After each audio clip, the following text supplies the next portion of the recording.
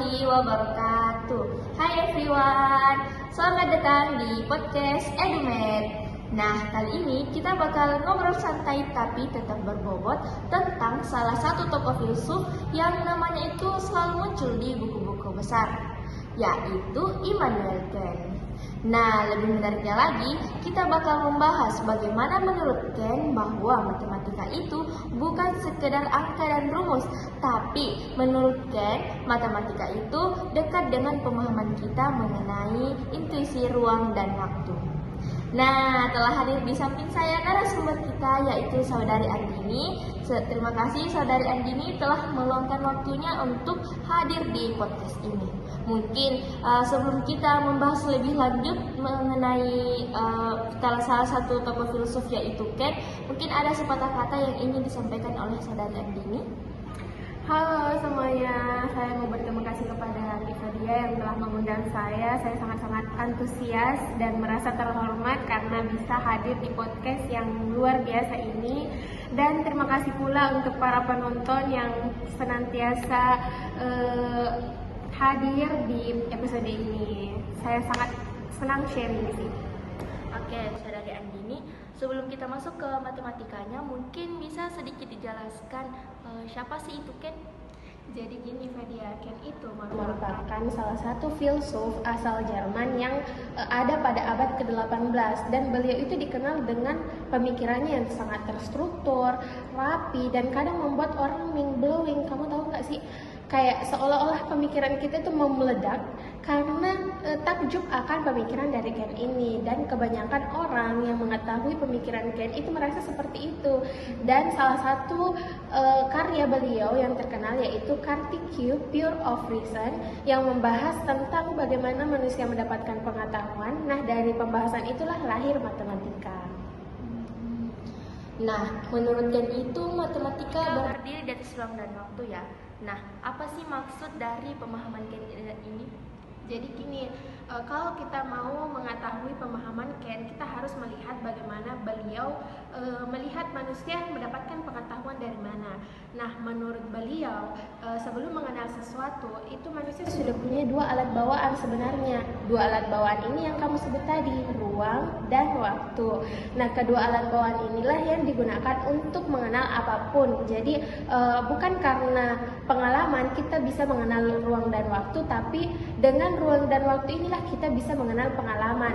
Makanya kedua intuisi ini beliau sebut sebagai sintetis a priori atau sesuatu yang sudah ada sebelum pengalaman. Sederhananya gini, intuisi ruang itu digunakan untuk memahami bentuk, jarak, posisi benda-benda, dan disitulah lahir geometri. Kan di geometri kita mempelajari tentang bentuk, jarak, benda, sedangkan intuisi waktu itu digunakan untuk memahami urutan. Misalkan dulu, sekarang, nanti. Nah, disitulah kita mengenal aritmatika. Di aritmatika kan kita belajar tentang garis bilangan, number, urutan waktu, urutan nomor. Nah, begitu. Jadi dari sanalah lahir matematika, dari intuisi ruang dan waktu. Dan yang paling menarik, menurut Kant, matematika itu merupakan sintetis a priori. Jadi matematika itu memberikan pengetahuan baru, bukan hanya sekedar definisi. Dan keabsahannya itu tidak perlu dibuktikan oleh pengalaman, cukup dengan pemikiran kita yang dari dua alat bawaan tadi. Jadi tanpa intuisi ruang dan waktu, matematika itu tidak punya ruang sama sekali di dalam hidup kita. Oh, dari penjelasan tadi, menurut Kant itu tanpa ruang dan waktu berarti manusia tidak bisa memahami apapun ya? Iya, benar banget Fadia. Oke, selanjutnya, karena kita berstatus sebagai mahasiswa nih, dan insya Allah kita akan menjadi guru ataupun dosen nantinya. Nah, bagaimana sih menurut Kant tentang pengaruh pendidikan matematika yang akan, misalnya kita jadi guru atau dosen nih, bagaimana cara kita untuk mengajarkan matematika nantinya? Nah, pengaruhnya sangat besar banget Fadia. Jadi Kant itu kan mengajarkan bahwa pemahaman itu dimulai dari intuisi. Jadi sebelum kita mengajarkan yang namanya rumus kepada peserta didik, seharusnya kita itu sudah membentuk cara berpikir yang terlahir dari konsep itu sendiri. Jadi perlu ada pegangan namanya. Nah, misalkan kalau kita mau mengajarkan tinggi alas atau panjang alas segitiga, kita harus memberikan bentuk segitiga itu seperti apa sih sebenarnya yang bisa dirasakan langsung oleh peserta didik, sehingga ketika peserta didik memberikan pendefinisian dari segitiga itu, pendefinisian yang diberikan itu akan terasa jauh lebih masuk akal karena sudah dirasakan langsung oleh peserta didik seperti itu.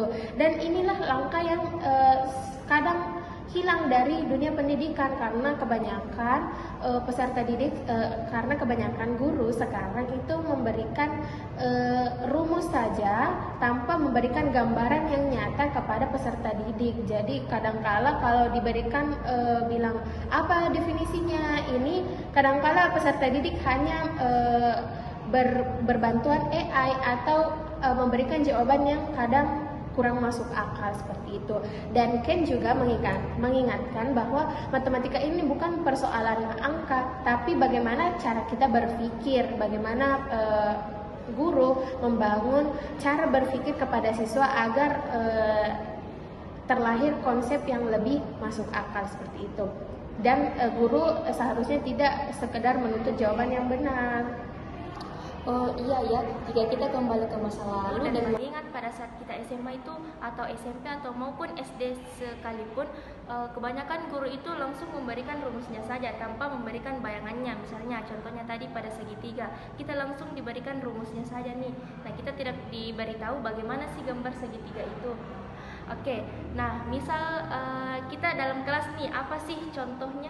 Jadi contohnya itu sangat nyata, Fadia. Misalkan dalam intuisi ruang, geometri, kan kita bisa memberikan peserta didik bentuk asli dari segitiga, kubus, persegi, dan benda-benda lainnya, lingkaran.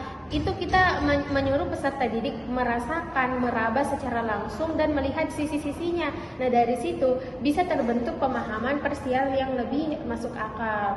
Kemudian dalam contoh intuisi waktu, aritmatika, kan membahas tentang urutan. Jadi dalam penyelesaian soal misalnya, kita bisa memberikan langkah-langkah kepada peserta didik dalam penyelesaian soal agar peserta didik memahami bahwa semuanya itu bisa diselesaikan secara berurutan, tidak langsung instan, agar pemahamannya juga itu terbentuk seperti itu.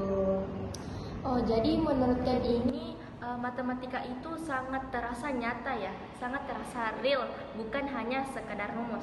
Ya, betul banget. Jadi dengan kenyataan tadi, Ken itu membantu kita untuk memahami bahwa matematika itu bagaimana proses kita berpikir, bukan hanya yang ada pada buku. Oh, seru banget ya penjelasan dari Immanuel Kant ini. Nah, jadi matematika itu bukan hanya sekedar hafalan, tapi bagian dari kita belajar bagaimana cara berpikir kita itu bekerja. Nah, terima kasih untuk Saudari Andini telah menjadi narasumber kita pada podcast kali ini. Terima kasih juga Fadia sudah mengundang saya, dan terima kasih juga kepada para penonton sudah setia melihat podcast ini sampai akhir. Semoga penjelasan saya bisa dimengerti dan bermanfaat. Oke semuanya, sampai jumpa di pertemuan selanjutnya di podcast Edumed. Nah, jangan lupa untuk tetap belajar dan tetap penasaran. Saya Andi Fadia Abdullah selaku MC pamit undur diri. Wassalamualaikum warahmatullahi wabarakatuh.